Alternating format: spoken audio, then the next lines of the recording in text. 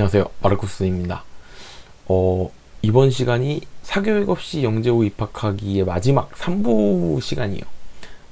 요번 3부를 마지막으로 이제 사교육 없이 영재고 입학하기의 영상 특집이 끝나는데요. 지난 시간에 무슨 얘기를 했었는지 간략하게 보면서 얘기를 진행을 할게요. 지난 시간에는 일단 첫 시간에 순서를 말씀드리면서 교재 알아보기 얘기를 했었어요. 그래서 초등 교과 교재부터 초등 사고력, 중등 교과, 그 다음에 고등 교과, 그리고 이제 K5 경시 교재까지 5가지로 나눠서 알아봤었고요. 그 다음에 그래서 교재 이제 초등과정, 중등과정 교재를 이제 선택하고 이제 저기 하실 때 어떤 걸 좀 약간 주의해서 하셔야 되는지를 여기서 말씀을 드렸었고, 그 다음에 이제 실제로 교재들이 어떤 교재가 있는지를 좀 구체적으로 알아봤었죠. 그래서 초등교과 사고력부터 중등교과, 고등교과, KM 경시까지 해가지고 추천 도서들 쭉 보고, 이제 보통 요 정도 교재들을 많이 쓰기도 하고, 여기 말고도 다른 교재들도 많이 있는데, 일단은 제가 이제 많이 썼던 교재들 중에서 그래도 좋았던 교재들, 요 정도 공부 다 하면은 영재고 어느 정도 시험 봐서 합격을 하더라 하는 정도의 교재들을 이제 추려서 추천 교재로 보여드렸었고요. 두 번째 시간이 학습 계획표 만들기 시간이었어요. 그래서 계획표는 2가지를 만들 때 연간 계획표 만들고, 그 다음에 주간 계획표 2가지로 나눠서 만들면 좋다. 그 다음에 만드는 방법부터 작성 시 유의할 점 같은 거 말씀드렸었고요.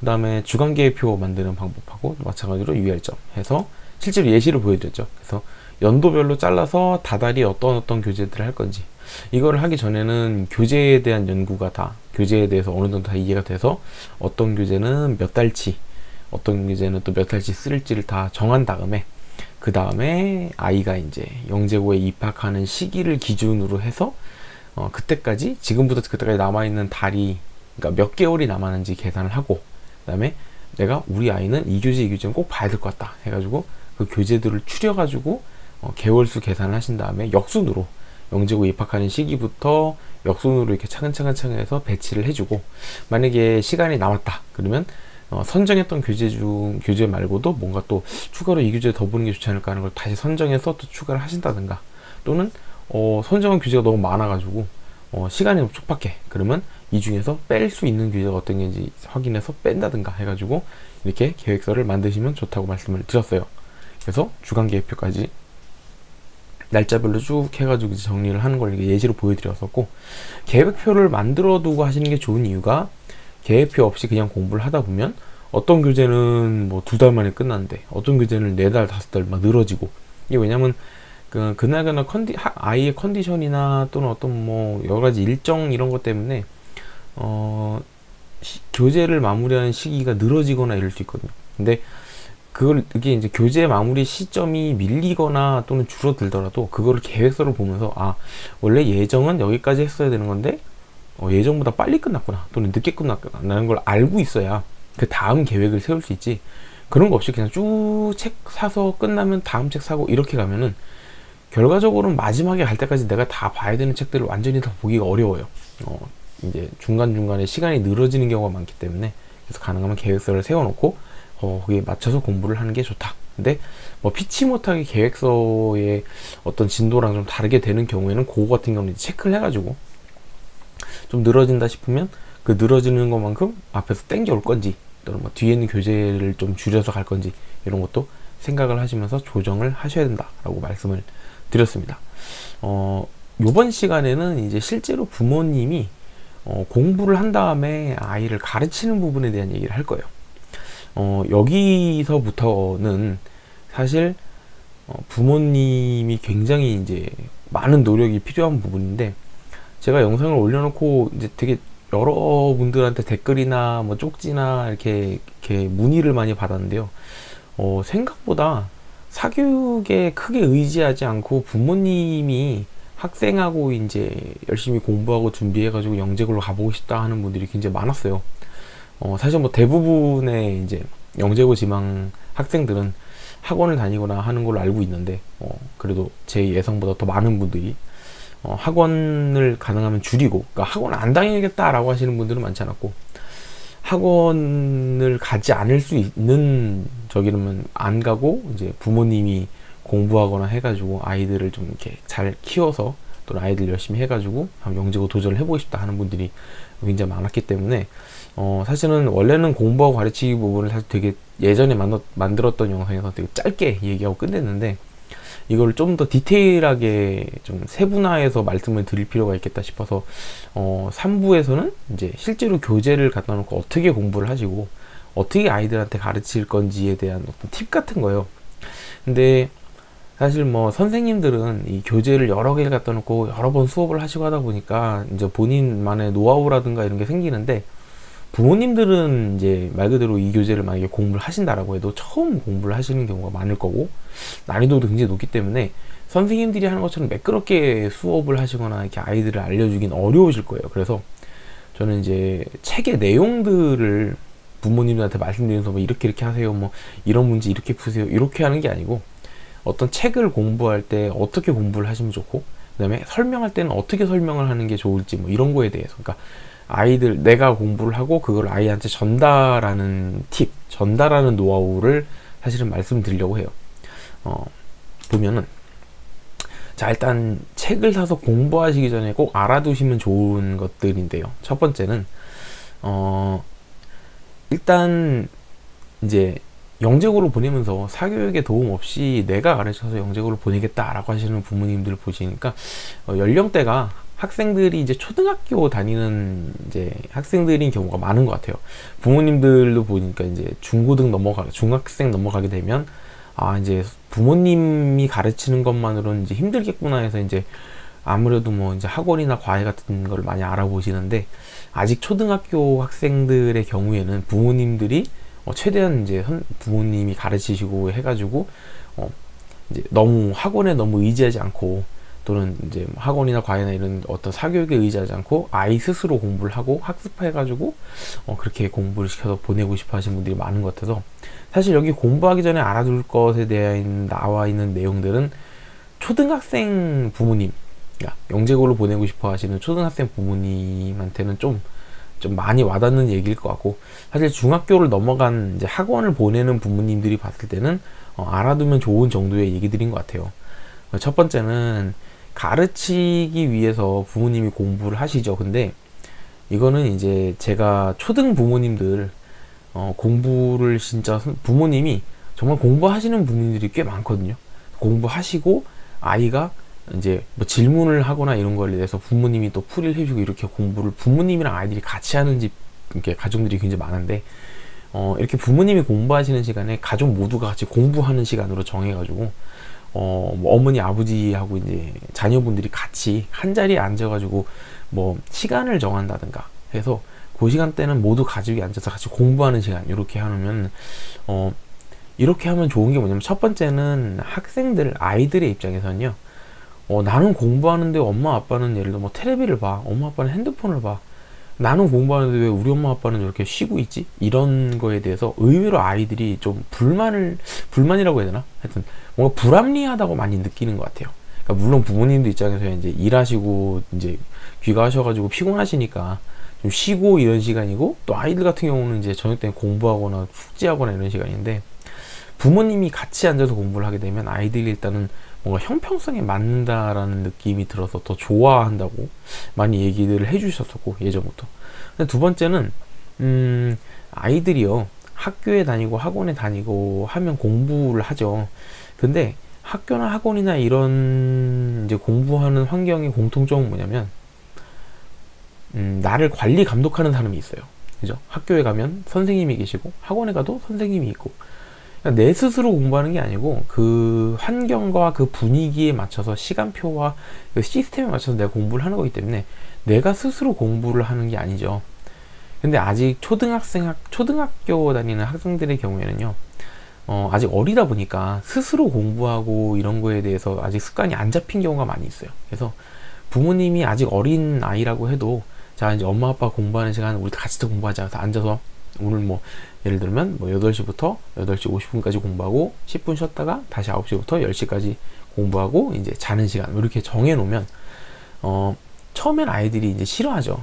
집에 와서 공부한다고 하니까 엄마 아빠 공부한다고 별로 안 좋아하긴 하는데, 그렇다고 해도 영재고 가겠다라고 이제 어느 정도 아이가 결심을 한 아이들 같은 경우는 공부 같이 하자 그러면 잘 한다고 하더라고요. 이렇게 되면 그 시간대에는 앉아서 공부하는 거고, 그때는 내가 필요한 공부를 내가 스스로 찾아서 하는 거죠. 뭐 오늘은 국어를 공부하거나, 또는 오늘은 뭐 수학을 공부하거나, 어떤 때는 책을 읽는다든가, 뭐 본인이 나름대로 그 시간에 뭐 어떤 공부를 할 거다라는 걸 나한테 내가 선택할 수 있는 시간이 되는 거예요. 그래서 부모님이 공부를 하실 때 아이랑 같이 공부를 할 수 있도록, 부모님만 공부하시는 거는 사실 부모님이 공부하는 것도 이게 위해서 이제 부모님이 공부하는 게 이제 주긴 한데, 부모님이 공부하는 시간에 아이가 놀고 있다, 그건 별로 좋지 않은 것 같아요. 아이한테도 엄마 아빠가 공부를 하고 있다라는 걸 눈으로 보여주는 게 좋아요. 그러니까 부모님이 노력하고 공부한다는 걸 보면 아이들도 본인들이 공부하는 거에 대해서 거부감이 좀 줄어드는 그런 경향이기 때문에 같이 공부를 하시는 걸 추천을 드리고, 두 번째는 부모님이 공부하실 때도 계획서를 만드셔야 돼요. 2부에서 만들었던 그 계획서는 아이를 위해서 만드는 계획서이긴 하지만, 부모님이 그 계획서를 만드시고 그 계획서대로 공부를 해보시는 거예요. 언제 해봤는데 나는 이거를 3달 만에 끝낼 줄 알고 그렇게 공부를 했는데 해보니까 생각보다 내용이 어렵더라, 이건 4달을 가야겠다, 또는 생각보다 내용이 쉽네, 2달면 할 수 있을 것 같다. 물론 처음에는 부모님이 공부하시는 속도랑 아이가 공부하는 속도는 다르기 때문에 이게 완벽하게 맞지는 않는데, 부모님이 한두 번 정도만 문제 풀어보고 아이랑 같이 공부를 해보시면, 요 정도면은 우리 애가 한 2달 만에 끝낼 수 있을 것 같아, 또는 3달 만에 끝낼 수 있을 것 같아, 이렇게 감이 옵니다, 이게. 그래서 일단 부모님이 공부하실 때도 그 책에 대해서 내가 이 교재를 몇 달 동안 공부하겠다, 그러니까 시간을 정하시는 거잖아요. 어쨌든 학생한테 나중에 가르쳐 주실 때도, 아이한테 가르쳐 주실 때도 퇴근 후에 집에 귀가해서 아이가 학교 끝나고 집에 왔을 때 뭐 길면 한 3시간, 짧으면 2시간 정도를 집에서 공부를 할 거니까, 결국 부모님이 집에서 공부하는 시간과 아이가 집에서 엄마 아빠랑 같이 공부하는 시간이 비슷해요, 그 시간 자체가. 그렇기 때문에 이런 경우에는 어머니나 아버지께서 공부를 하시는 계획서를 먼저 만들어서 해보시고, 이렇게 하니까 잘 맞는 것 같아, 그럼 아이한테 그대로 적용을 해주시면 되고, 했더니 좀 약간 수정을 해야겠다면 수정해서 아이한테 적용을 해서 진행을 하시는 게 좋습니다. 그래서 계획서는 부모님이 공부하실 때도 만들어서 한번 실행을 해보시는 거예요. 그러니까 한번 예행 연습을 해보고 아이한테 적용을 하는 거예요. 자, 3번째는 요거는 부모님들이 공부하실 때 이제 깜빡깜빡 생각을 안 하시는 건데, 초등 교재, 저는 이제 다음부터 이제 교재 설명, 이렇게 공부 설명을 드릴 때 아마 초등학교 사고력 교재부터 설명을 드릴 텐데, 다른 것도 마찬가지지만 특히나 사고력 교재나 경시 교재는 문제의 답을 맞추는 거에 중점을 맞추시면 안 좋습니다. 무슨 말이냐면, 부모님이 문제를 푸실 때 막 문제를 풀어서 답 맞췄다 하면서 이렇게 맞췄으니까 오케이 이렇게 넘어가시면 안 돼요. 무슨 말이냐면, 부모님의 같은 경우에는 일단 첫 번째는 그 교재를 보면, 예를 들어서 사고력 교재라고 해도 초등학교 3학년을 위해서 만든 교재, 초등학교 4학년한테 맞는 교재, 이런 게 있거든요. 그럼 내가 만약에 초등학교 4학년한테 맞는 교재를 내가 지금 공부를 한다 그러면, 초등학교 4학년 교과 과정에서 어떤 내용이 나오는지 확인을 해보신 다음에 그 내용들을 이용해서 최대한 푸셔야 돼요. 무슨 말이냐면, 이제 부모님들 같은 경우는 보통 영재고 가는 거 부모님이 공부해서 가르칠 거예요 하시는 분들은 나름대로 학교에서 공부 많이 해보셔서 이제 초등학교, 중학교, 고등학교 과정까지 교과 과정 공부는 다 잘 하시는 분들이 꽤 많으세요, 보면. 근데 이게 초등학교 사고력 교재로 공부를 가르칠 때 많이 하시는 실수가, 문제를 푸실 때 방법을 은연중에 중고등학교에서 배우는 내용을 써서 문제를 푸시는 경우가 많으세요. 무슨 말이냐면, 답은 내서 어떻게 푸는지 알아야겠는데 부모님이 배운 내용을 이제 중고등학교 때 배운 내용이 기억이 나다 보니까 그런 이론들을 이용해서 풀게 되는 거죠. 근데 그렇게 되면 문제가 뭐냐면, 일단은 아이가 선행 과정을 막 중고등학교까지 가지 않은 상태에서 하게 되기 때문에 문제가 되고, 두 번째는 어머니 아버지도 이런 게 있어요. 내가 문제를 풀긴 풀었는데 중학교 과정으로 풀었어, 아이한테 설명을 해야겠는데 중학교 과정으로 설명하기엔 참 쉬운데 이건 초등학교에서 배운 내용으로 설명하기가 너무 힘드네. 그러니까 중학교 과정을 조금만 가르쳐주고 그걸로 설명해야지. 이러시면 안 좋습니다. 저는 이제 뒤에서 말씀드린 거지만, 아이하고 공부하는 교재보다 선행 과정의 얘기를 가지고 문제를 푸는 거는 솔직히 말하면 이제 중학교 과정을 끝났을 때부터 하시는 걸 추천을 드려요. 부모님이 공부를 하시면서 문제를 풀어서 답을 내는 거에 집중하지 마시고 이거를 아이한테 어떻게 설명하고 어떻게 전달해서 얘가 이해할 수 있게 할지를 그거를 생각하면서 문제를 푸시는 게 되게 중요합니다. 항상 문제를 풀 때는요, 이거를 내가 이 내용을 모르는, 그러니까 선행 과정에 대한 공부나 이런 걸 모르는 사람에게, 모르는 내 아이한테 설명한다는 걸 꼭 기억하고 문제를 풀어보시는 게 중요해요. 자, 이렇게 알아두시면 좋은 점이고, 이제 실제로 넘어가서 초등 사고력 교재부터. 사실 초등 교과과정 교재는요, 부모님들이 따로 공부를 많이 안 하셔도 내용 면에서는 어려운 게 거의 없기 때문에 한번 쑥 훑어보시기만 해도 무슨 내용이구나라는 걸 아실 수 있을 거예요.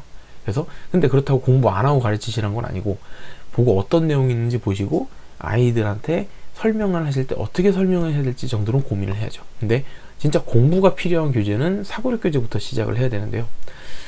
사고력 교재를 시작하시기 전에 제가 제일 많이 추천드리는 게, 초등 사고력 교재를 공부하고 가르칠 때는요, 가능하면 중등 교과 과정은 사용하지 않고선 가르치는 걸 목표로 해주시는 게 좋아요.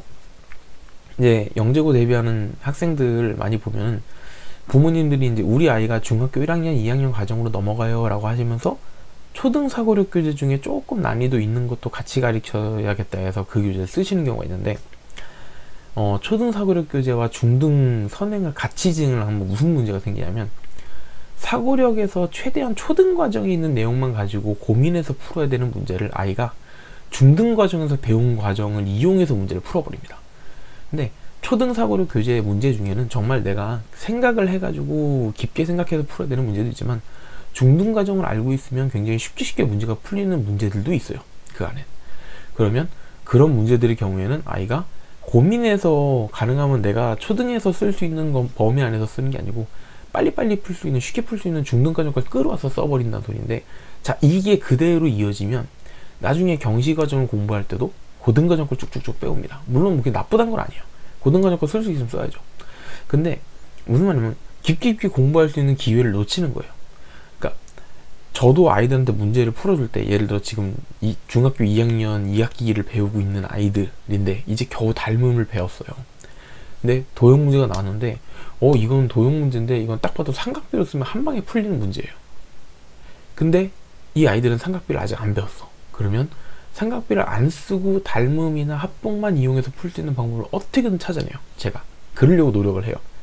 그리고 실제로 제가 풀었던 문제 중에는 중학교 3학년 2학기까지 다 배운 아이들이 풀 수 있는 풀이, 2학년 것까지밖에 안 배운 아이들이 풀 수 있는 풀이, 중학교 1학년 2학기 과정까지밖에 안 배운 애들 풀 수 있는 풀이를 다 나눠서 풀이를 해놔요. 그래서 물론 3학년 2학기까지 중등을 다 끝낸 아이들이 가지고 있는, 한테 할 수 있는 풀이는 굉장히 짧고 간결하죠. 되게 좋죠. 근데 이제 선생님들 중에는 이제 삼각비를 쓰면은 단 3줄 만에 풀 수 있는 문제지만 닮음을 쓰면 5줄, 10줄을 써야 되는 풀이다. 그러면 선생님들이 삼각비를 아이들한테 가르쳐버려요. 가르치고 삼각비 알았지? 자, 그럼 이거 삼각비로 풀자. 이렇게 풀이를 하시는데 그건 별로 좋은 방법이 아니에요. 무슨 말이냐면 어쨌든 나중엔 다 배워서 그걸 써서 문제를 풀게 될 거지만, 아이들한테는 항상 내가 지금 배운 내용만 가지고 이 문제를 풀 수 있다라는 거를 자꾸 심어줘야 돼요. 그러니까 닮음까지밖에 안 배웠으면 닮음까지 배운 거 가지고 어떻게든 이런저런 방법을 이용해서 내가 이걸 풀어야지 하는 게 기본적인 기조예요. 왜냐면 영재고 시험을 보러 갔는데 본인들이 배우지 않은 걸 가지고 풀 수는 없잖아요. 배우지 않은 내용을 써먹을 수 없어요. 배운 내용 가지고 써야 되는데, 영재고 지필고사는 문제가 어렵기 때문에 아무리 봐도 이 문제를 내가 풀 수 있는 건가? 내가 배운 내용에서 이걸 풀 수 있는 건가? 아이들이 의구심을 가져요. 근데 항상 어려워도 어쨌든 내가 배운 내용 안에서 풀어왔다라는 게 습관이 돼 있는 아이들은 좀 답을 찾는 과정을 어떻게든 찾아가거든요. 그래서 그걸 훈련한다고 생각을 하고, 꼭 사고력 교재를 쓰실 때는 가능하면은, 저는 사실 사고력 교재 공부를 하실 때 중등 과정 선행은 안 나가는 걸 추천을 드리기를 합니다. 근데 이거는 뭐 어쨌든 개인의 선택이기 때문에 중등과정 나가면서 사고력 교재 나가도 뭐 안 된다는 건 아니에요. 근데 제가 추천하기는, 가능하면 사고력 교재 문제를 풀 때는 아이한테라도 너가 중등과정 배웠지만 사고력 교재 풀 때는 초등과정에서 배운 것만 가지고 최대한 한번 풀어보자 라든가, 그렇게 해보시는 걸 추천을 드립니다. 자, 일단 첫 번째, 사고력 교재에서 다룬 내용보다 선행진도 개념 사용하지 않는 게 좋습니다 라고 말씀을 아까 드렸고요. 그 다음에 지금까지 배운 개념으로 최대한 풀 수 있도록 해주세요 라는 거고, 두 번째는 공부하시는 교재를 다루는 인터넷 강의가 있다면, 자, 사고력 교재를 구매를 하시면요, 그 교재들 중에는 인터넷에 선생님들이, 그러니까 출판사에서 인터넷에 강의를 올려놓는 경우가 있어요. 그러면 그 강의를 꼭 부모님이 영상을 시청을 하시고, 그 선생님이 이제 푸시는 방법, 어떻게 풀었는지 잘 보신 다음에, 그거 말고도 선생님 말투나 억양이나 문제를 풀기 전에 선생님들이 이런 얘기를 하세요. 자, 여러분, 이 문제는요, 문제 내용을 보니까 이런 조건을 줬어요. 그리고 우리한테 이걸 구해보라고 하니까, 그러면 우리가 이런 조건을 가지고 있으면 어떤 거를 써먹을 수 있을지 생각을 해볼까요? 이렇게 이제 시작을 많이 하세요. 이게 무슨 말이냐면, 문제를 읽고선 내가 활용할 수 있는 수학적 지식이 어떤 게 있는지 점검을 하는 거예요. 점검을 하고 그 이후에 문제풀이로 들어가는 거예요. 이제 문제를 푸는데 아이들이 많이 하는 실수가 뭐냐면, 문제를 보자마자 그냥 바로 문제 풀려고 막 들이대요.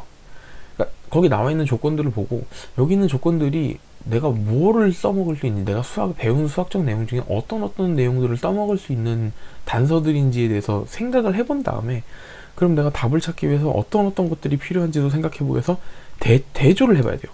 내가 가지고 있는 조건들로 내가 찾아낼 수 있는 수학적 지식들, 그리고 이 문제의 답을 얻기 위해서 내가 필요한 수학적 지식들을 갖다 놓고, 거기에서 매칭이 되는 애들을 찾아서 써먹어야 되는데, 문제 보자마자 그냥 막 풀려고 막 계산부터 시작을 해요. 막 이렇게 되는 경우가 있기 때문에, 부모님들은 꼭 강의 영상을 보시고 선생님이 어떻게 문제풀이를 들어가고 어떻게 설명을 하시는지를 잘 본 다음에 모방을 한다고 생각하시면 돼요.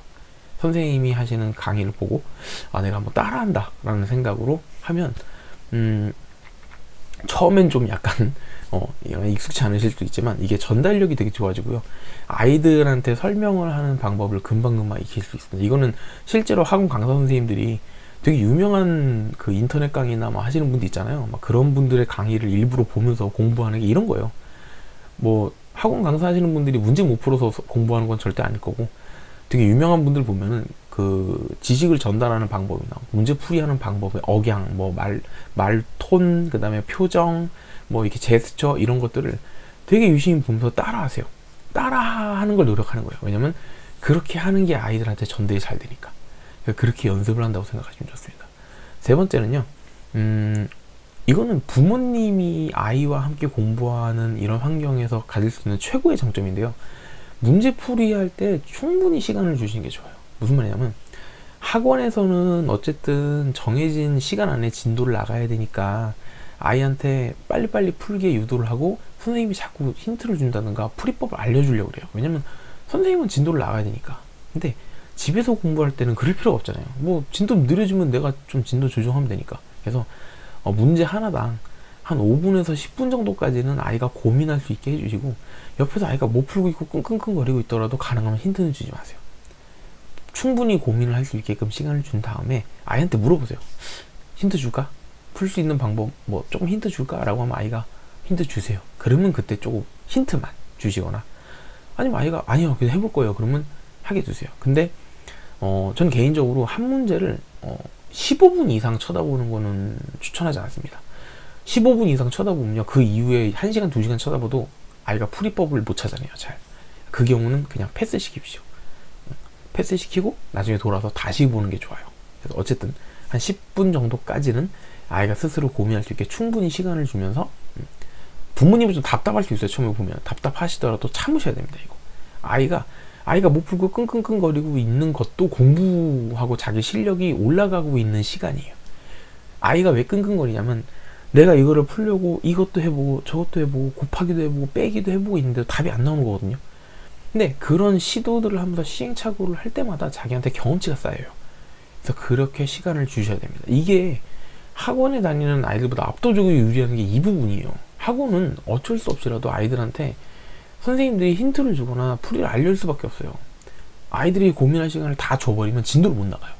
근데 집에서 공부하는 아이들 같은 경우는 이렇게 하게 되면 어쨌든 생각하는 힘을 길러주는 데는 이게 굉장히 좋습니다. 그래서 꼭 충분히 시간을 줄 수 있도록 해주시면 좋아요.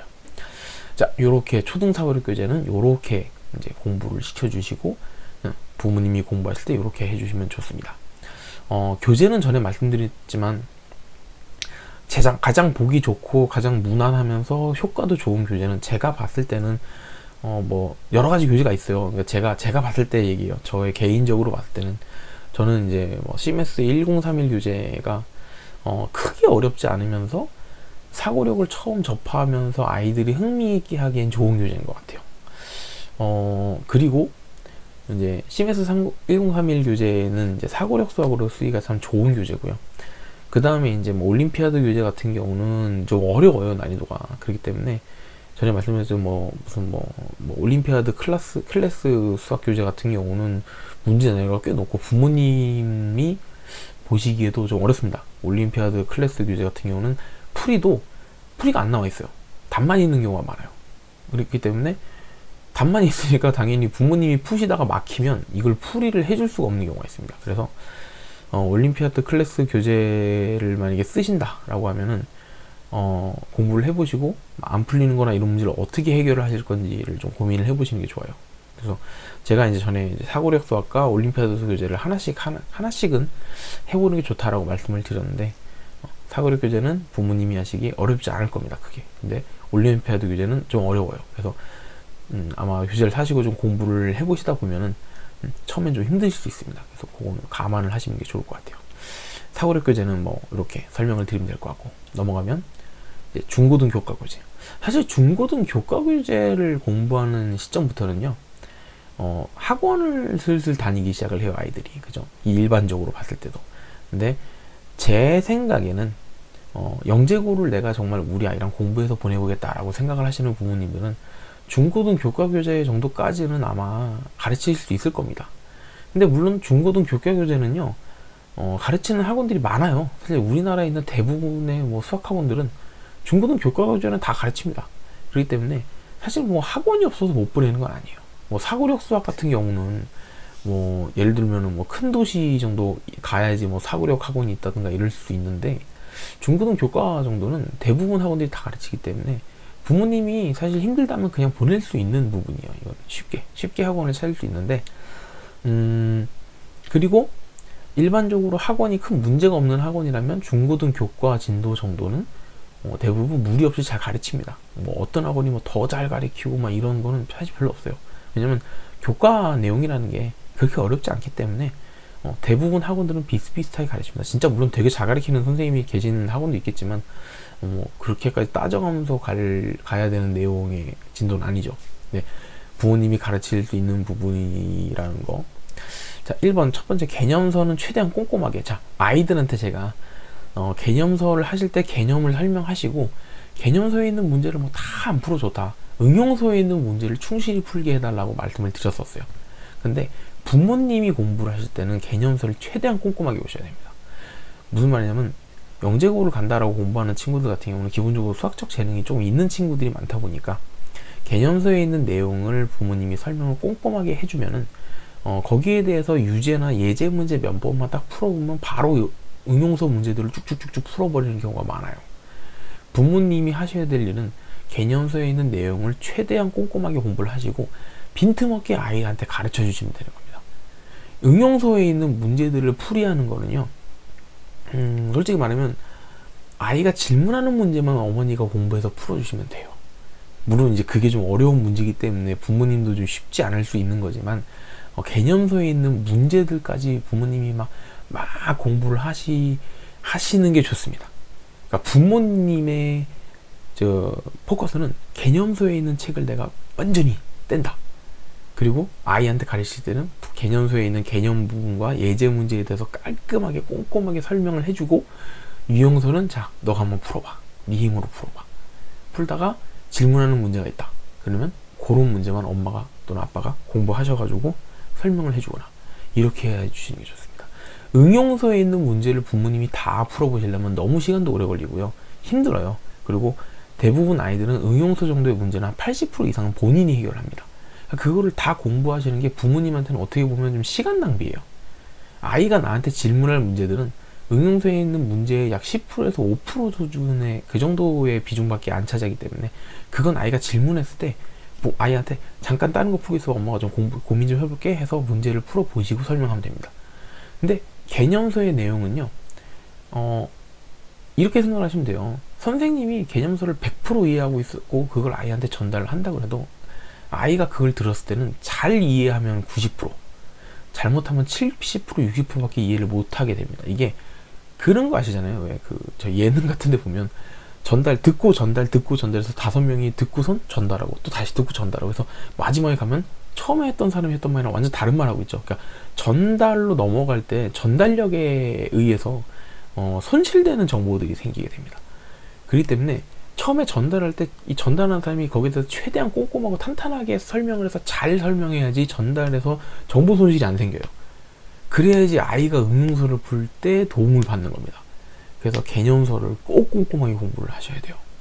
그리고 거기에 나오는 공식이나 이론들에 대해서 증명이나 원리들도 다 공부를 하시는 걸 추천드려요. 왜냐면 영재고 가는 친구들한테는요, 공식 외워, 이거는 솔직히 공식 외워가 중요한 게 아니에요. 그 공식이 왜 나왔어? 이 공식은 왜 여기에 쓰이는 거야? 이 문제를 푸는데 왜 이 공식이 필요해? 이게 중점이에요. 이 문제의 답이 얼마예요? 이게 중요한 게 아니에요. 이 문제를 풀려고 내가 왜 피타고라스를 써야 되면, 이 문제를 풀려면 나는 왜 삼각비를 써야 되고, 이 문제를 풀려면 나는 왜 지수법칙을 써야 돼? 이게 왜 나는 이 문제를 풀려고 이걸 써야 돼? 라는 걸 아이가 계속해서 이해를 하고 그걸 숙달을 시켜야 됩니다. 그래야 나중에 어려운 문제가 나왔을 때도 나는 이 문제를 풀려고 나는 뭐를 이용하고 뭘 써먹어야 되지라는 걸 아이가 쉽게 찾아내요. 그래서 꼭 이론이나 어떤 공식에 대한 증명들이 나오면 부모님은 그거를 꼼꼼하게 공부를 해주셔야 돼요. 그리고 꼭 그 부분을 아이한테 설명을 하셔야 됩니다. 피타고라스의 정리, a제곱 더하기 b제곱은 c제곱이래.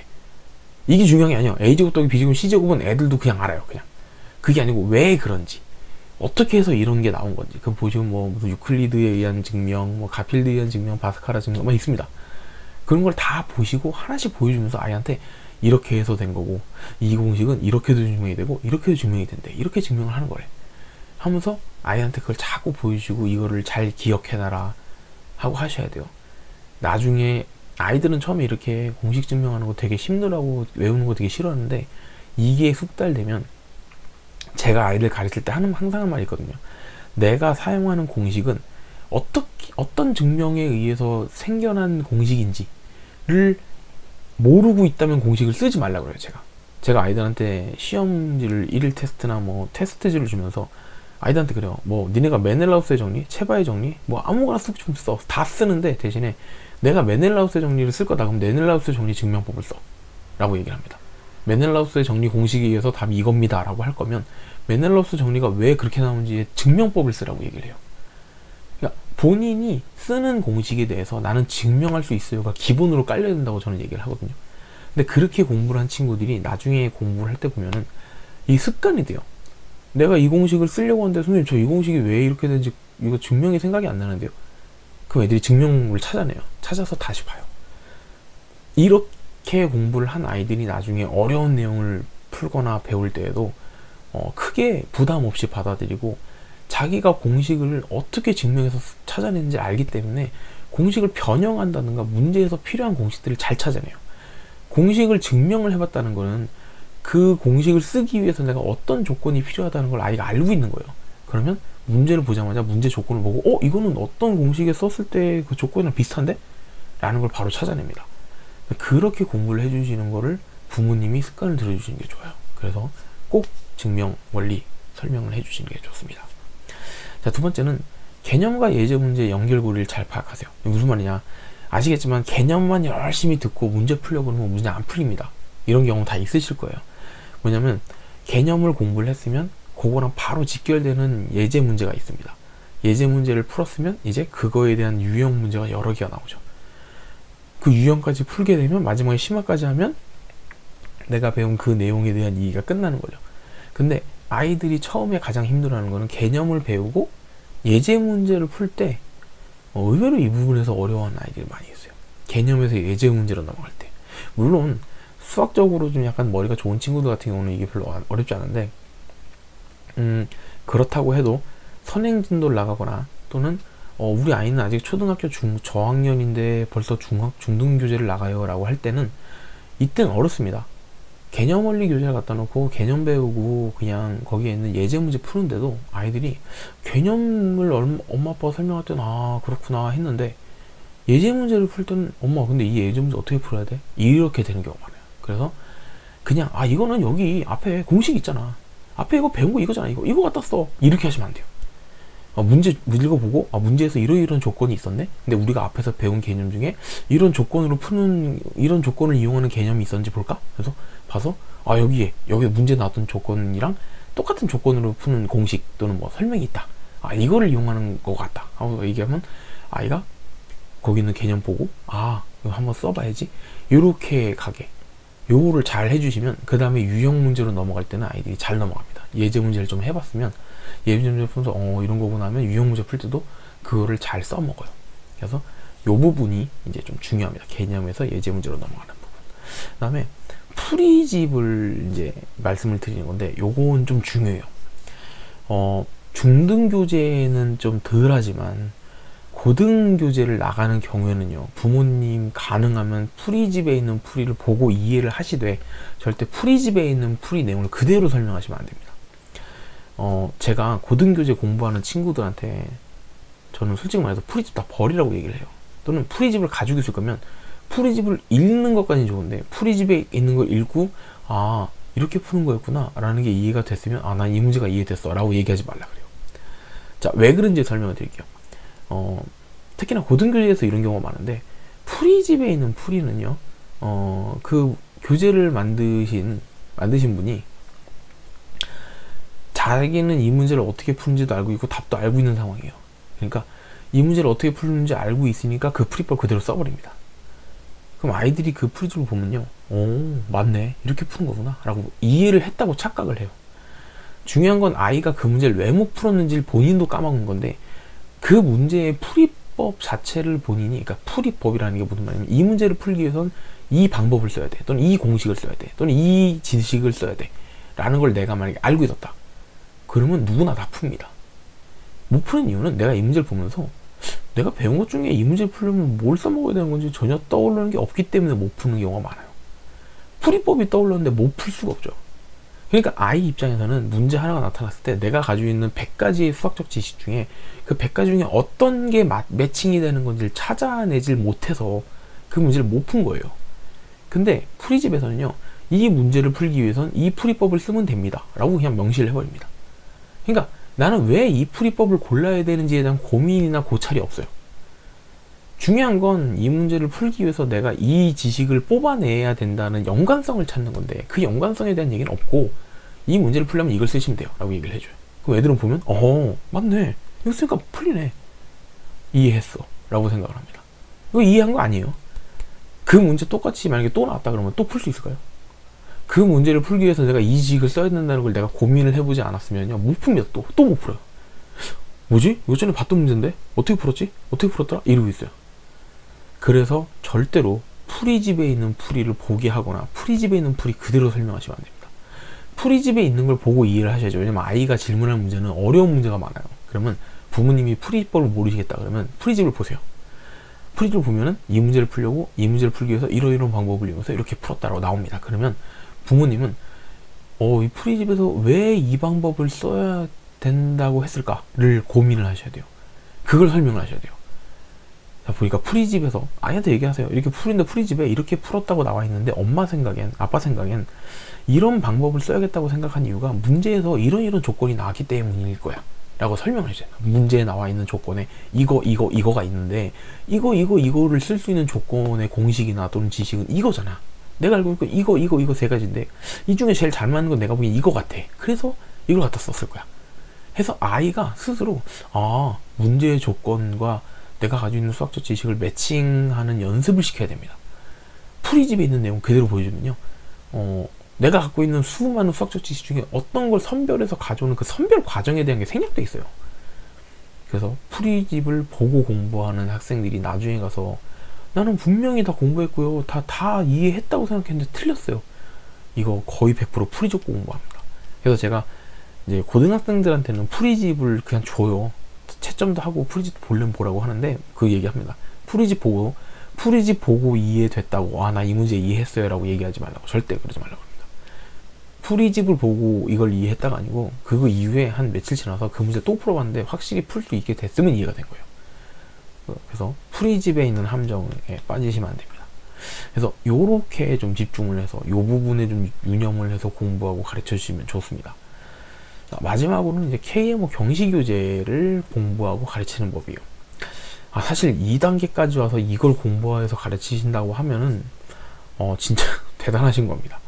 문제가 되게 어려워요. 교재가 너무 어렵기 때문에. 자, 아까랑 다르게 1번 볼까요? 제가 분명히 교과과정 공부하실 때는 부모님도 가능하면 답지를 안 보고 하시는 게 좋고, 답지를 보셨으면 꼭 왜 그 풀이법을 고르게 됐는지에 대해서 고민해서 아이한테 말을 해줘야 된다고 말씀드렸는데, 자, 경시교재는 좀 다릅니다. KMO 경시교재를 공부를 하실 때는요, 아마 대부분 문제를 스스로 해결하지 못하실 수 있어요. 아이도 마찬가지고 부모님도 마찬가지고. 문제가 너무 어려워서 엄마나 아빠나 아이의 본인의 실력만 가지고 문제를 해결하기 어려운 문제가 굉장히 많습니다. 그런 경우 프리집을 보세요. 프리집을 보고 하셔야 됩니다. 처음에 공부를 할 때는요, 꼭 프리집을 그냥 보고 공부한다고 생각을 하세요. 근데 아까도 말씀드렸지만 프리집을 보고 공부를 하실 때 프리집을 보면서 이 풀이를 왜 내가 이 문제의 조건을 가지고 이 풀이를 써야겠다는 생각을 어떻게 할 수 있을까를 고민해서 프리집을 보시는 게 좋고요. 프리집을 보면서 계속 공부를 하는 겁니다. 처음에는요, 내가 이 경시교재를 풀 수 있을 만큼의 완벽한 실력을 갖추지 못하고 있잖아요, 우리가.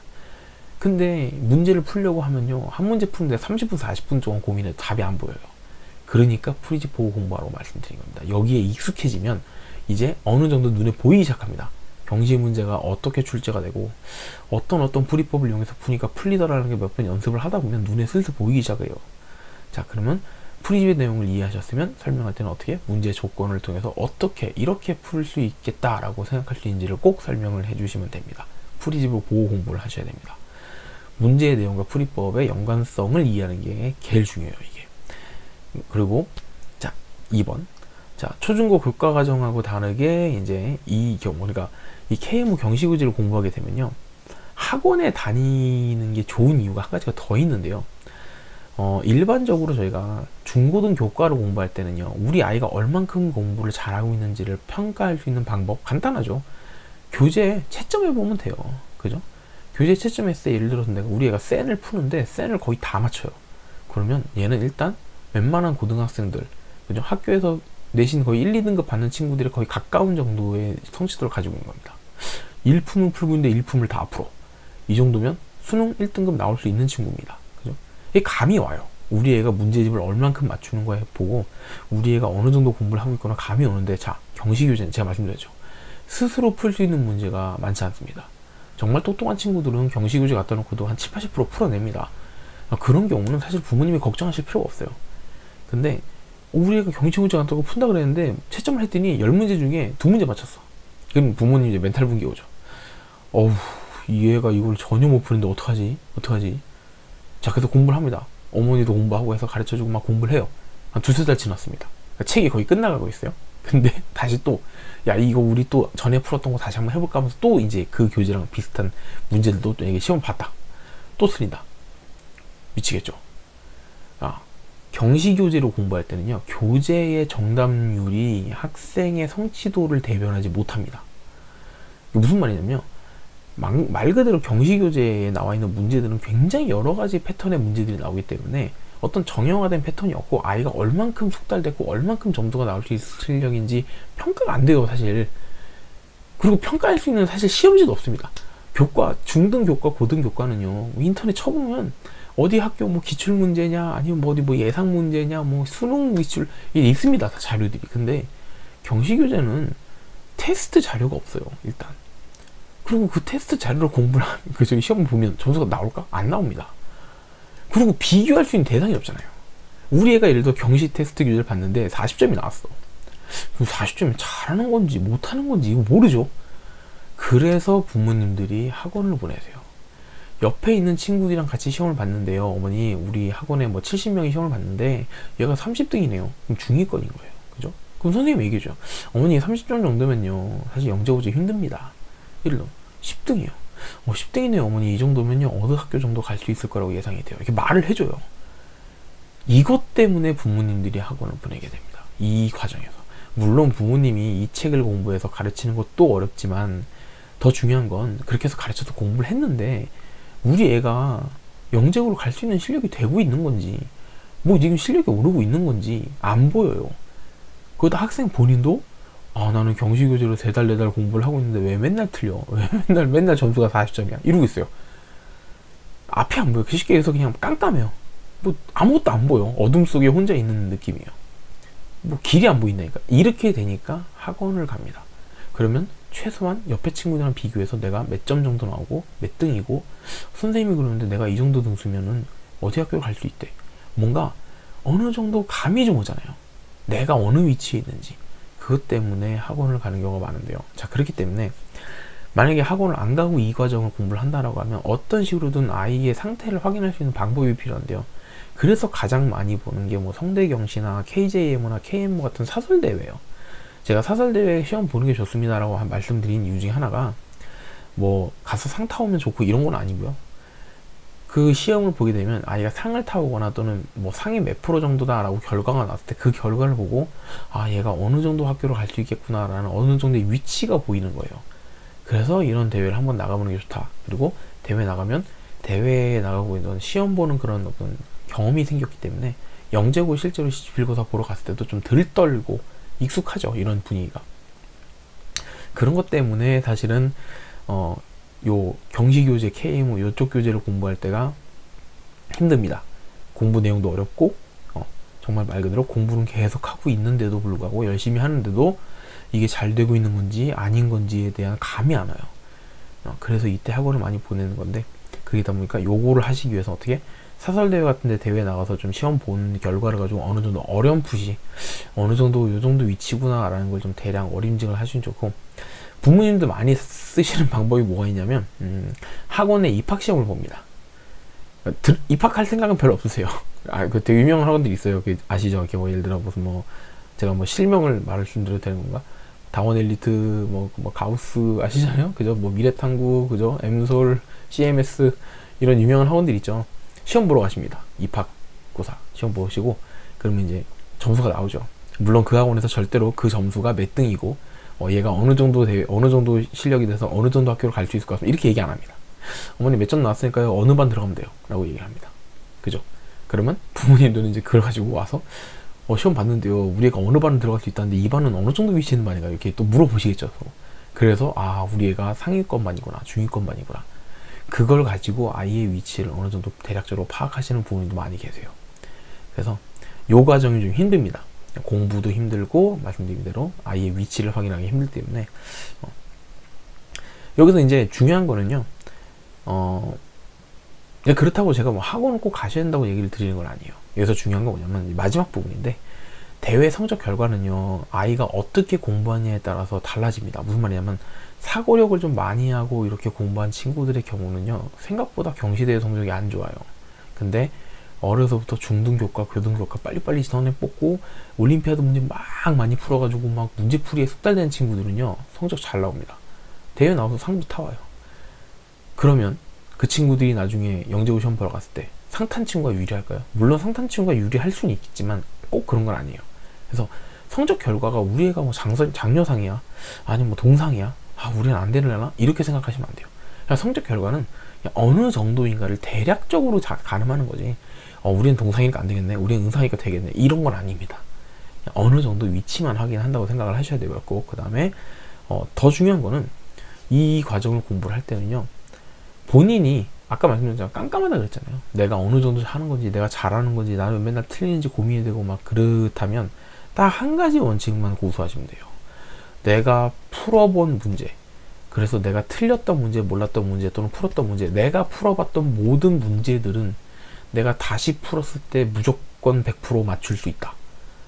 이거를 딱 한 가지 원칙으로 세우고 공부하면 됩니다. 이거는 정말 제가 정말 꼭 추천드리는 방법이에요. 제가 매년 이런 방법으로 가르쳐 왔고 이렇게 공부한 친구들은 이렇게 하면 좀 뭐하지만 진짜 꼭 영재로 갔습니다. 저 올해 영재고 갔던 친구도 딱 이걸로 공부시켰어요. 제가 이제 개인적인 얘기니까 이런 얘기를 드리긴 좀 그런데, 제가 올해 영재고를 보냈던 친구들의 경우에는 좀 시작할 때 좀 암울했어요. 아이들이 진도도 늦고 그렇다고 되게 똑똑한 아이들도 아니었거든요. 그래서 저 솔직히 영재고 이번에 영재고는 좀 이렇게 좀 사실 크게 기대를 안 한다기보다는 이제 좀 부모님들한테 어려울 수 있습니다라는 얘기를 여러 번 드렸었는데, 이제 저한테는 이제 딱 말 그대로 이제 승부수였던 게, 오늘 했던 공부 또는 요번 주에 했던 문제들은 무조건 요번 주가 지나기 전에 다시 풀어서 다 맞추는 거. 그러니까 일일 테스트나 주간 테스트를 봐서 테스트 점수가 무조건 90점, 100점이 나와야 돼. 그러면 무조건 영재고 갈 수 있을 거야 해서 그렇게 진행을 했어요. 그래서 말씀드렸지만 요번에 영재고를 보냈던 친구들의 경우에는요, 영재고 가고 간 친구들은 중학교 2학년이 됐을 때 고등과정을 시작을 했고, 중학교 2학년이 들어가는데 중학교 2학년 3월, 4월이 될 때쯤에 올림피아드 수학의 실기를 봤어요. 굉장히 느린 거예요. 이거 대치동 친구들에 비해서 거의 2, 3년이 늦는 건데, 딱 요거 하나로 했어요. 배우고 풀어본 문제는 다시 풀었을 때 무조건 맞출 수 있다. 그러니까 복습을 계속 하는 거예요. 내가 앞으로 나가는 문제들을 많이 풀지 못하지만, 내가 다른 친구들보다 더 앞서 나가지 못하지만, 내가 지나온 문제들은 100% 이해하고 있고 100% 풀어낼 수 있다 만 가지고 공부를 했는데 영재고 가더라고요. 그래서 부모님들이 공부를 시키실 때 이렇게 해도 되는 건가, 이게 되는 건가 라는 생각이 드신다면 이 방법을 쓰시는 걸 추천드립니다. 우리 아이가 풀어봤던 문제를 계속 주기적으로 다시 한번 풀게끔 해주세요. 복습으로. 책을 한 권을 더 새로 사신다든가 해가지고, 전에 풀었던 거, 이거 지난주에 풀었던 문제들인데 다시 한번 풀어보자. 그거 다 맞출 수 있으면 잘하고 있는 겁니다. 그렇게만 진행해서 제가 말씀드렸던 교재들을 다 봤다 그러면, 저는 그러면 영재고 거의 무조건 간다고 보여. 진짜 아이가 운이 없거나 뭐 그런 게 아니면 간다고 봐요. 그래서 그렇게 공부를 해주시면, 부모님이 생각했을 때는 뭔가 기준점이 있는 게 좋잖아요. 그죠? 그냥 깜깜해요, 답이 없어요, 이렇게 말씀드릴 수 없으니까 딱 그렇게만 생각을 하시면 좋을 것 같아요. 부모님이 딱 기억하기 좋은 기준이에요. 우리 애가 공부했던 내용은 다시 풀면 무조건 다 맞출 수 있어요. 그렇게 공부를 시키시면 됩니다. 자, 그래서 이렇게 공부를 하고 가르쳐 주시면 좋고요.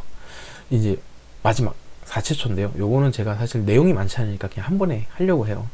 알아두기인데, 이건 뭐냐면 무슨 내용이냐면, 영재고를 준비하는 친구들의 경우에는요, 중간중간에 말 그대로 이제 슬럼프가 많이 와요. 위기가 옵니다. 위기. 아이한테 위기가 오는 경우가 되게 많은데, 보면은 아까도 말씀드렸지만 공부를 하고 하는데도 성적이 안 올라요. 공부를 계속 하는데 실력이 오르는 것 같지가 않아요. 그러니까 아이들이 굉장히 불안해요. 진짜 되게 불안해합니다. 공부를 되게 열심히 하는 친구인데, 공부를 열심히 하고 있는데 난 성적이 안 오르는 것 같고 난 실력이 안 오른다고 느껴요. 실제로 실력이 안 오르는 것 같이 눈에 보입니다. 근데 원래 우리가 보통 일반적으로 하는 교과 과정의 공부는요, 공부를 할 때마다 그야말로 선형적으로 점수가 올라가는 구조입니다. 그러니까 예를 들어 제가 20점 맞는 친구예요. 학교 시험을 20점 맞는데 제가 오늘부터 공부를 하기로 했습니다. 그래서 하루에 공부를 1시간씩 2시간씩 공부를 합니다. 하는 양만큼 제 점수가 딱딱딱딱딱 올라가서 거의 90점까지는 그냥 올라갑니다. 그리고 90점에서 95점, 95점에서 100점까지 올리는데 시간이 되게 많이 필요하죠. 이건 다 아실 거예요. 90점은 쉽지만 95점은 어렵고 100점은 더 어렵습니다. 20점에서 80점 올리는 것보다 90점에서 100점 올리는 게 훨씬 어려워요. 그죠? 근데 어쨌든 공부를 하면 선형적으로 올라갑니다. 마지막 부분에선 그렇지 않지만. 자, 근데 그 경지를 뛰어넘어서 이제 경시 공부를 하는 친구들의 경우는요, 내가 4달 동안 꾸준히 공부했다고 이게 선형적으로 오를까요? 안 오릅니다. 그냥 계속 정책이에요. 4달이 지나도 계속 정책입니다. 아니, 오르는 느낌이 전혀 안 들어요.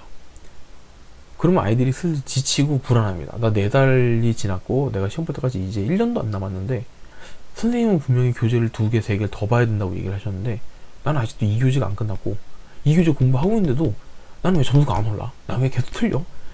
이러면 막 불안합니다. 아이들이 불안해요. 그래서 와서 그럼 선생님 저 일반고 할까봐요. 그냥 저 자사고 쓸까봐요. 이럽니다. 이 경시 문제들은요, 내가 문제를 풀기 위한 지식들이 예를 들어서 10가지가 있다. 그러면 제가 공부를 열심히 했지만 이 문제를 풀기 위한 지식 10가지 중에 9가지밖에 못 채웠으면 이 문제 못 푸는 겁니다. 근데 일반적으로 학교에서 보는 시험들은요, 그 문제를 풀기 위해서 1가지 또는 2가지 지식만 있으면 풀 수 있어요. 그렇기 때문에 내가 공부를 하면 할 때마다 착착착착착 풀 수 있게 됩니다. 근데 경시 문제는요, 한 번에 풀기 위해서 10가지가 가까이 필요한 경우도 있기 때문에 내가 공부를 열심히 해가지고 이런저런 지식들을 막 습득을 했는데 이 문제를 풀기 위해서 필요한 교재 지식 1번부터 10번까지의 지식 중에 내가 한 가지가 비어 있다면 이 문제를 못 풀잖아요. 근데 그 지식이 언제 채워질지 내가 알 수가 없는 거예요. 너무 방대한 지식들이 있기 때문에 수학적으로 내가 알아야 되는 수학적 지식이 1000가지가 있는데 그 중에서 어떤 문제가 그 1000가지 중에 10가지를 요구하는 문제였던 거예요. 근데 나는 지금 700개를 채웠고 그 중에서 이 10가지 중에서는 2가지 또는 1가지가 부족한 상황이면 이 문제 못 풉니다. 근데 다른 문제를 뽑았어. 근데 다른 문제도 또 못 풀어요. 또 한두 가지가 부족해요. 공부를 해서 700개를 쌓아놓은 상황이에요. 굉장히 열심히 한 겁니다. 근데도 나는 이 문제를 푸는데 필요한 한두 가지가 없어 문제를 못 풀고 있는 상황인데요. 공부를 더 하고 더 해서 어느 순간 800개, 900개, 1000개에 가깝게 지식이 쌓이는 순간부터는요. 어떤 문제를 뽑든 간에 그 문제에서 필요한 지식들 내가 다 가지고 있기 때문에 다 풀게 돼요. 그러니까 그 1000개의 지식을 쌓을 때까지는 계속해서 문제가 막히는 겁니다. 그러니까 1000개의 지식 중에 1개, 2개 해서 1000개를 쌓을 동안 천천히 선형적으로 눈에 오르는 게 보였으면 참 좋겠는데 안 그런 겁니다. 자, 이렇기 때문에 이렇게 해서 멘탈 붕괴가 왔다. 우리 애가 못하겠다. 나 공부하는데도 점수가 안 올라요. 그러면 부모님이 잡아주셔야 돼요. 선생님이 그러는데 여기는 이 과정은 경시 과정은 공부를 또 고등 뭐 이런 과정은 공부를 너가 열심히 해도 공부한다고 무조건 그만큼 오르는 게 아니래. 충분히 공부해서 이만큼의 풀을 다 채웠을 때 갑자기 말 그대로 떡상합니다. 떡상. 진짜 점수 떡상해요. 1000개를 꽉 채우는 순간 어느 순간 점수 팍 떡상합니다. 실제로 요번에 영재고 갔던 친구들 중에도 영재고 시험 보기 불과 한 달 전까지만 해도 자기는 영재고 수학 망한 줄 알았대요. 하나도 못 풀 줄 알았대요. 문제가 너무 안 풀리더래요. 그래서 망했구나 생각을 했는데 시험 보러 가기 한 달 전쯤에 어느 날부터 갑자기 문제가 다 풀리기 시작하더니 그동안 못 풀었던 문제들을 다 두루루루 풀게 되더래요. 근데 그게 그런 겁니다. 그 필요한 만큼의 양을 채우는 순간 말 그대로 그냥 확 가파르게 수직 상승을 해버려요. 점수가 실력이 그렇게 되는 경우가 많이 있습니다. 그러니까 공부를 하는데도 실력이 안 느는 것 같아요 라는 건 이건 착각입니다. 하는데 안 느는 건 없어요. 절대로 공부하면서 나는 공부하는데 실력이 안 됩니다 이런 경우는 절대 없습니다. 눈에 안 보이는 거예요. 그러니까 충분히 쌓지 못한 겁니다. 그냥 계속 계속 쌓는다고 생각해야 됩니다. 이게 첫 번째요. 정말 중요한 거예요. 영재고 준비하면서 제일 많은 친구들이 중학교 2학년 겨울방학 또는 가을쯤에 와서 그럽니다. 선생님 저 그냥 일반고 할까요? 이런 경우 되게 많아요. 이 부분을 명심을 해주시면 좋습니다. 두 번째는요. 알아두기 두 번째는 이제 이거는 영재고 입학한 다음에 대한 얘기입니다. 영재고에 입학을 하게 되면 부모님들이 갑자기 정보가 다 사라져요. 영재고를 입학한 친구들은 극히 드물기 때문에 영재고를 입학한 다음에 뭘 해야 되는지 어떤 공부를 해야 되는지 한 정보가 거의 없습니다. 그래서 그것 때문에 굉장히 힘들어 하시는데 질문도 많이 해주셨어요. 근데 결론부터 말씀드리면요. 영재고 입학한 다음에 어떤 공부를 해야 되나요? 저도 잘 모르겠어요. 이게 저도 잘 모르겠다는 무슨 말이냐면 이 아이가 어느 방향으로 진로를 잡느냐에 따라 다 다릅니다. 이 아이는 예를 들어 공학 계열로 할 거다. 아니면 자연과학 계열로 할 거다. 아니면 이렇게 다 있잖아요. 자기 분야가. 그 분야에 따라서 맞춰 공부를 해야 돼요. 영재고로 가게 되면은 기본적으로 꼭 들어야 되는 수업도 있지만 교양 과목처럼 듣는 수업도 있거든요. 그러니까 선형대수 아니면 미적분화 이런 것들은 다 듣지만 그 중에서 예를 들어서 물리학과 쪽으로 가는 친구들의 경우에는 우리가 보통 말하는 그렇게 부르죠. 수리물리학이 맞는 말인가? 물리수학이라고도 부르는데 하여튼 그 교재를 봐야 되는 경우가 있어요. 이 경우에는 사실 물리학과 쪽으로 가는 그러니까 자연과학 계열로 가는 친구들은 이제 수리물리 쪽을 배워야 됩니다. 근데 나는 공학 계열로 갈 거다. 그러면 이런 친구는 일반 미적분학을 한 다음에 공업수학을 미리 보는 게 더 좋아요. 선형대수라든가. 다 다릅니다. 그렇기 때문에 저한테 선생님 영재고 합격한 다음에 뭐 해야 되나요? 그러면 제가 공통적으로 해야 되는 걸 말씀드릴 수 있어요. 첫 번째, 고등교과 과정을 끝내면 됩니다. 고등교과 과정 끝내는 건 사실 기본이에요. 미적분부터 기하 벡터까지 다 끝내는 거고 이런 얘기 하더라고요. 선생님 고등학교에서는 요즘에 선택을 한다는데 영재고 가는 친구들은 선택 이런 거 신경 쓸 필요 없습니다. 그냥 고등교과 과정에 있는 책을 다 보면 돼요. 그냥 다 쓰는 겁니다. 그거. 그러니까 일반고를 가는 친구들은 선택을 하겠지만 영재고 가는 친구들은요 그거 다 배워야 되는 거예요. 그러니까 그냥 싹 다 공부하면 됩니다. 끝났다. 이제 뭐 할까요? 그러면 저는 그래요. 첫 번째, 미적분학. 미적분학은 기본으로 배우는 겁니다. 이건 그냥 교양이에요. 그러니까 영재고 가는 친구들은 미적분은 기본이에요. 그렇기 때문에 미적분학을 먼저 공부를 하는 게 좋은데, 교재는 되게 여러 가지가 있습니다. 그러니까 저 같은 경우는 제가 가르치는 교재는 뭐 카플란 교재를 쓰긴 하는데, 이제 카플란 교재를 썼던 이유는 카플란 교재가 뭐 좋다 이런 것보다는 유학을 생각하는 친구들이 있어서, 카플란 교재가 AP, 그러니까 학점을 인정해주는 그런 교재거든요, 시험. 그래서 사실 그 교재를 어차피 미적분을 할 거니까 그거 해야지 했었는데, 뭐 제임스 스튜어드 교재를 쓰는 경우도 많이 있어요. 서울영재고에서 그 교재를 쓴다고 제가 들은 것 같은데, 어떤 어머니분이 말씀해 주셨어요. 저는 서울영재고에서 이제 실제적으로 쓰는 미적분학 교재가 뭔지는 저는 이제 사실 별로 몰랐었는데, 어머니께서 말씀해 주셔서 알았는데, 그 교재 같은 경우는 제가 이제 본 적이 있습니다. 제가 가르쳐 본 적은 없는데, 독학하기 굉장히 좋은 책이긴 했어요. 근데 저도 그냥 사놓고 쭉 한번 훑어보듯이 본 거기 때문에 뭐 완벽하게 본 건 아니라서. 그래서 뭐 영재고 간 다음에 뭘 할까요? 첫 번째, 아까 말씀드렸죠, 고등 과정에 있는 수학을 다 끝내십시오. 두 번째, 물론 물리와 화학이나 과학도 다 끝내셨겠죠.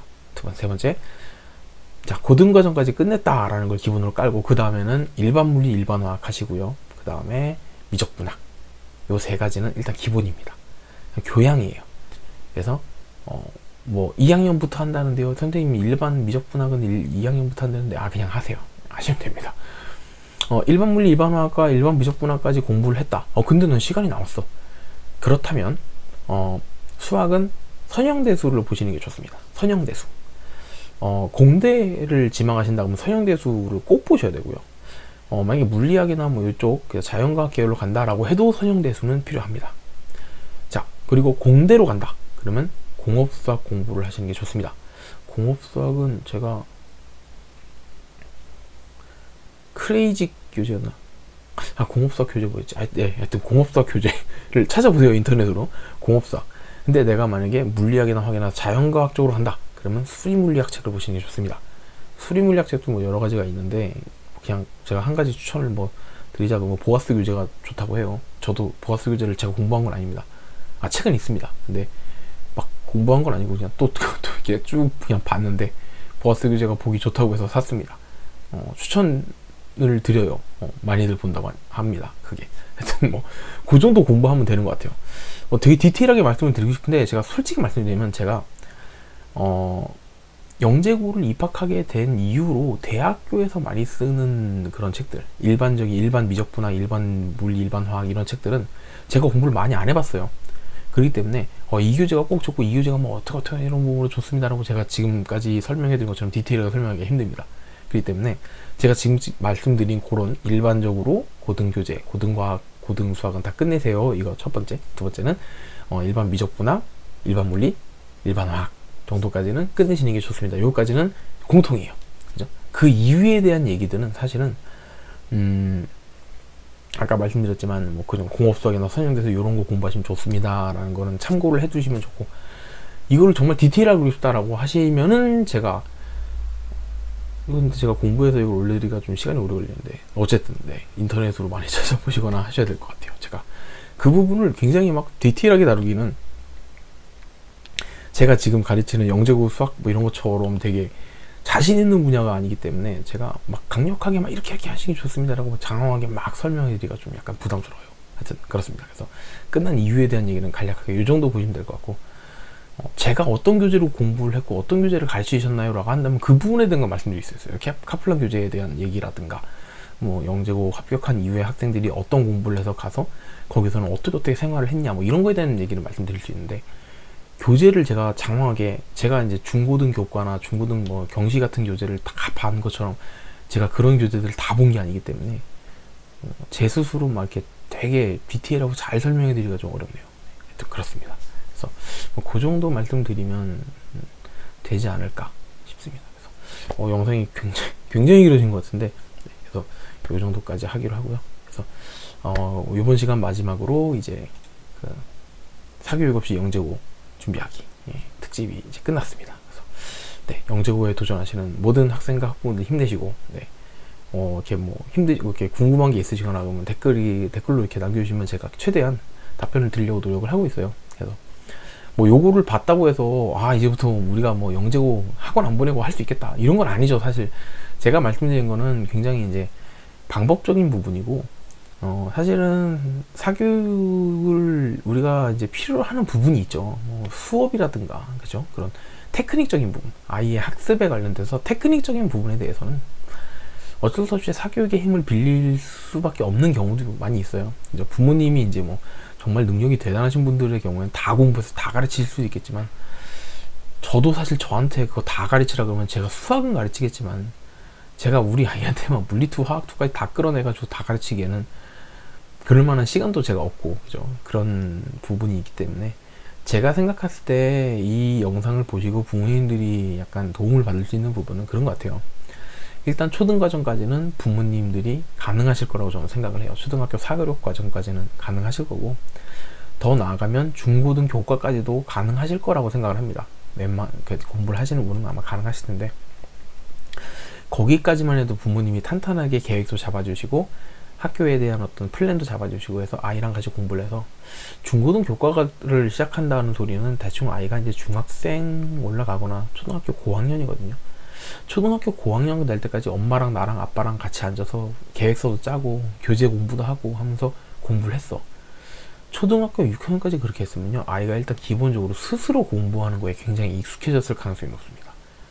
그리고 부모님이 제가 아까 말씀드린 것처럼 그렇게 지도를 하셨다면 아이 스스로 생각해서 문제를 풀고 공부하는 거를 잘할 거예요. 그러면 그때부터는 학원을 다녀도 학원의 어떤 분위기나 학원의 색깔에 우리 아이가 물들지 않을 가능성이 높습니다. 학원에서 선생님이 예를 들어서 뭐 그렇게 말씀드리면 사실 업계 사람들끼리는 그런 얘기 하잖아요. 이런 업계에는 업계 사람만이 알고 있는 그런 게 있다고. 학원이 예를 들어 좀 좋지 않은 학원이다라고 가정을 하더라도, 우리 아이가 초등학교 고학년까지 엄마 아빠랑 그렇게 공부하는 습관이 들여져 있는 아이면은 학원이 약간 미흡하더라고 하더라도 아이 스스로 공부하고 아이 스스로 필요한 걸 찾아서 공부합니다. 그리고 학원이 정말 좋은 학원이고 선생님이 좋으신 분이면요, 정말 날개 단 듯이 날아갈 수 있을 정도로, 그러니까 기본기가 탄탄해진다는 소리예요. 저는 부모님들이 영재고 KMO 교재까지 완벽하게 공부해서 다 가르치시길 바라진 않아요. 그런 걸 기대하기는 어렵고, 그게 좋다고만 할 수도 없을 것 같아요. 그냥 제가 봤을 때는 아이가 어느 정도 성장을 해서 이제 말 그대로 중학생쯤 될 때쯤 되면 아이들이 이제 컸으니까 자기 나름대로 가치 판단도 할 수 있고, 또 습관이 잘 들린 친구들은 학습 습관도 잘 들여져 있거든요. 그런 경우에는 학원을 다니거나 하더라도 어떤 안 좋은 학습 습관 같은 게 생기지 않을 가능성이 높습니다. 제가 봤을 때는 아이가 어느 정도 성장할 때까지 부모님이 틀을 잘 잡아주시면 그 다음에는 학원을 보내거나 과외를 하거나 하더라도 그냥 어렸을 때부터 그냥 학원 보내서 너 영재고 갈 거니까 영재고 대비 수업 듣자 하면서 학원 보내서 학원에서 하란 대로 하는 것보다는 훨씬 좋을 것 같아요. 왜냐면 학원에 가가지고 어렸을 때부터 학원 수업에 익숙하게 듣는 친구들은요, 갑자기 학원이 바뀌거나 또는 선생님이 바뀌거나 이랬을 때 막 흔들립니다. 자기 스스로 공부하는 게 아직도 익숙하지가 않아요. 선생님이 하란 대로 해왔기 때문에. 그래서 저도 나중에 저희 아이가 크면은 학원은, 저는 개인적인 얘기인데 학원은 중학교 가기 전에는 안 보낼 겁니다. 무조건 제가 다 가르칠 생각인데, 공부하는 습관부터 다 잡아가지고 아이가 스스로 공부를 어떻게 하는 건지를 다 배우고 난 후에 학원을 보내든 과외를 시키든 시킬 생각이기 때문에, 저는 다른 부모님들도 그런 방법을 쓰시는 게 좋다고 생각을 해요. 그래서 보시고 이제 부모님들 나름대로 이제 뭐 필요하신 거는 선별적으로 보셔서 이제 적용하시면 좋을 것 같고, 뭐 이 내용은 뭐 불필요한데 그럼 또 안 하셔도 되고 해서 좀 도움이 됐으면 좋겠습니다. 그래서 여기까지 설명하고, 굉장히 길어졌는데, 그래서 사교육 없이 영재고 도전하기 영상은 여기서 마무리하도록 하고요. 제가 요즘에 계속 특집 영상을 만든다고 문제를 안 풀었어요. 거의 한 3주 가까이 문제를 안 풀었는데, 네, 이제 슬슬 항의가 들어오기 시작했습니다. 선생님 왜 KMO 문제 안 푸나요? 그런데 저 KMO 문제 2020년도 KMO 문제 다 풀고 나면 이제 2020학년도, 2021학년도 이제 영재고 이제 기출문제 있었죠. 기출문제 갖다 놓고 또 기출문제 풀이를 이제 하려고 준비를 하고 있었는데, 제가 요즘에 특집을 하느라고 못했어요. 그래서 이 특집을 마무리하고 아마 제 생각에는 한 1, 2주 정도는 이제 문제 풀이에 좀 더 집중을 하지 않을까 싶습니다. 그래서 또 문제 풀이도 많이 봐주시고, KMO도 이제 풀이 보고 공부하셔가지고 또 내년 2022 1년도 KMO 또 준비하시는 분들은 또 보시면서 좀 공부하시면 좋을 것 같아요. 그래서 다음 영상도 또 잘 준비해서 올리도록 하겠습니다. 감사합니다. 좋아요, 구독 부탁드릴게요.